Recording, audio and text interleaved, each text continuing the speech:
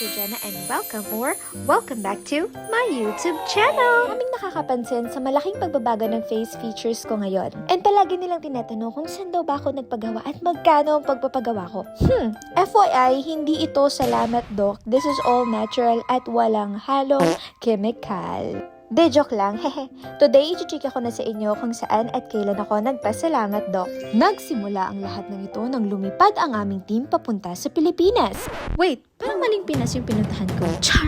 Ever since bata ako, pangarap ko na talagang magpa-rhinoplasty. So, nitong July 2025 lang, napagdesisyonan kong, why natupadin ko naman kaya yung pangarap ko ngayon?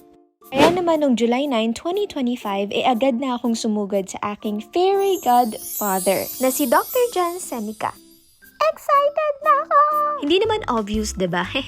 Sa mga nagtatanong, sa Johnson, Manila po ako nagpa-rhinoplasty at ito ang kanilang Facebook page. So, kayo na ang bahalang mag-inquire ng procedure na gusto nyo. Matatanda na kayo, oo. Anyway, kailangan muna ako ma-check up para malaman nila kung ready na ba ako sa desisyon kong to. Meron lang akong kailangang i-fill out na document para sa mga information ko. Binasa ko lang yung mga nakalagay doon. Syempre, kailangan natin mag-make sure, diba? Kasi baka mamaya sisilid na pala ako sa sako. No? Char! Yan ba na ilang taon kong pinag-isipan bago ko mapagdesisyonan dito ako sa Johnson, Manila magpa-rhinoplasty? Kasi gusto ko yung mukha lang natural. And iba't iba ang specialty ng bawat doctors. Kaya choose your doctors based on your preferences. All done, and in just few hours, magbumukha na akong binugbog. Rhinoplasty pala. Next na yung last day. Nakakita ko yung Instagram. Ay, good. Huwag ka na magsalita. Sobrang daldal ko kasi. Kaya advice ni Doc sa kanya ay patahimikin muna ako. After few hours, ay nakalabas na rin ako ng operating room with my new nose. Pero syempre, magapa dahil kaka-surgery pa nga lang, diba? So, hindi pa siya cute, oo. After ng surgery, kailangan kong mag-dinner. At buti na lang kasama ko ang ever-supportive kong jowa na di ako iniiwan sa lahat ng desisyon at kabaliwan ko sa buhay. Hello everyone. Today is my surgery day and it's already done. Yay. And I really cannot talk too much because my doctor advised me not to talk a lot. I have a lot of medicine. Like a lot of medicine.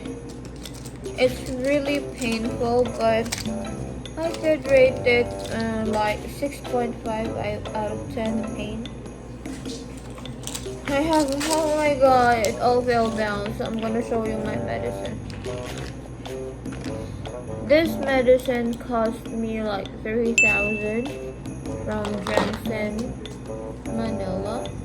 And nakita ko naman kanina yung result after ng surgery ko, and I really loved it.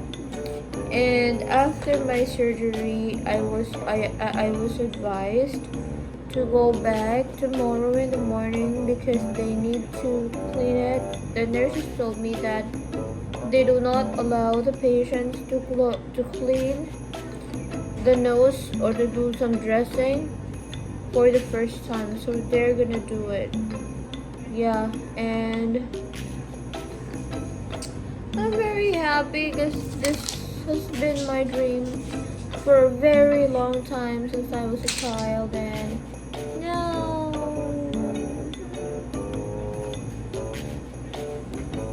See you tomorrow. I'm gonna give you an update tomorrow. Good day, beautiful people of the Philippines! It's July 10th and alam niyo na, kailangan na nating ipatanggal ang cast sa ilong ko. Yay! Kung napapansin niyo, maga ang buong mukha ko, simula sa mata, pisngi, hanggang sa bibig. Pero normal lang yan and magsasubside din yan after couple of days. So, how do I look?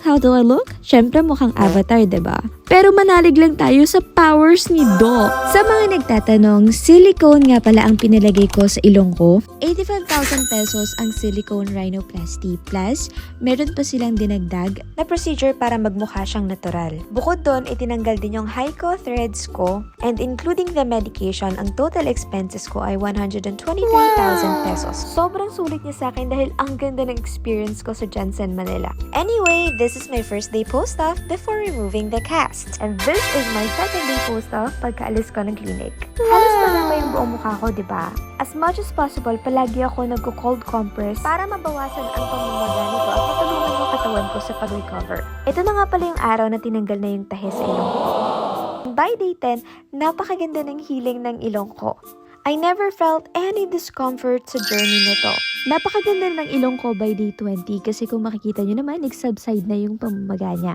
And unti-unti ko nang nakikita ang result ng paghihirap ko. Ito naman yung day 25, nasa Taiwan na ako nito. And laban na laban talaga yung ilong ko. Sobrang happy naman ako kasi ang ganda talaga ng result niya. And syempre, this is my day 30th. O ha? Sino ka dyan, be? Pinagsisihan ko ba ang rhinoplasty journey ko? Oo, pinagsisisihan ko. Pinagsisisihan ko kasi bakit ngayon ko lang to ginawa? I never felt this joy and fulfillment until I made this big decision. Sobrang laki ng pinagbago ko. Naging mas confident at mas masaya ako sa sarili ko ngayon. At ang ganda ko. Yan lang and thank you for watching!